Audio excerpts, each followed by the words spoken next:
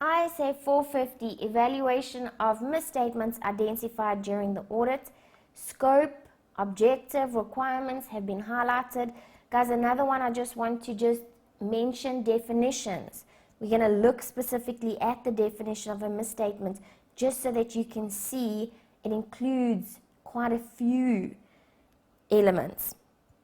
And then also, guys, in terms of application numbering, the numbering here differs to the numbering in your standard. So just refer to the actual paragraph.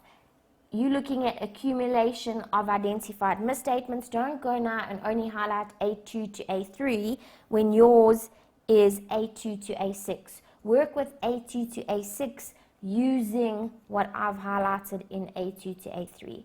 Okay, so it's just the fact that in the latest standards, they've just gone and increased the number of paragraphs, but still addressing the same points.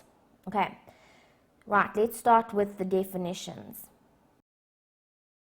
A misstatement is a difference between the amount, classification, presentation, or disclosure of an item reported in the financial statements and what it should be with in accordance to IFRS.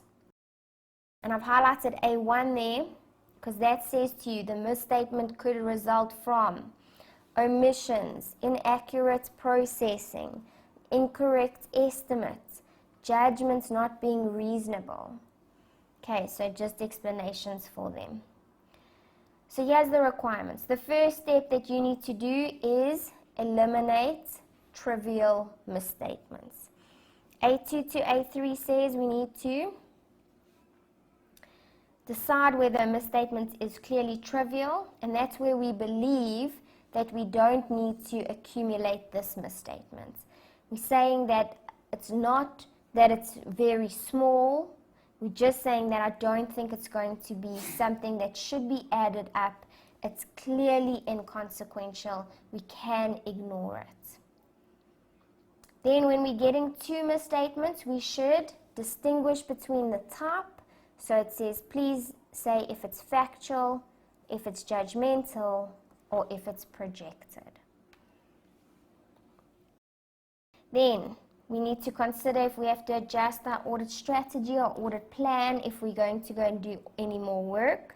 And that's if we believe the misstatements, when aggregated, might exceed the final materiality figure. And guys, those misstatements we've already discussed would have been misstatements that exceed the performance materiality. Okay, then what needs to happen if we find them? We need to communicate the misstatements with management, ask them to adjust them. If they refuse, we have to find out why, and then we're going to have to evaluate them. So, what do? Look at uncorrected individually against final materiality and then in aggregate. We're looking at both the size and the nature of the misstatements.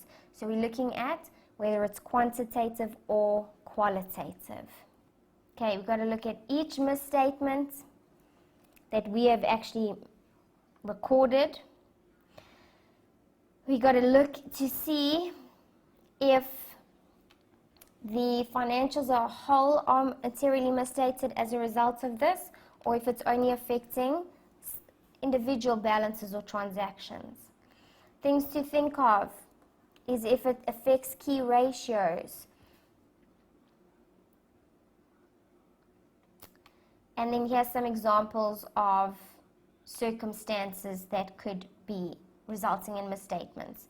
So if it's non-compliance with a requirement, or if it is an incorrect accounting policy, or if it affects ratios, or if it is omissions that are important, those could be then considered qualitative misstatements.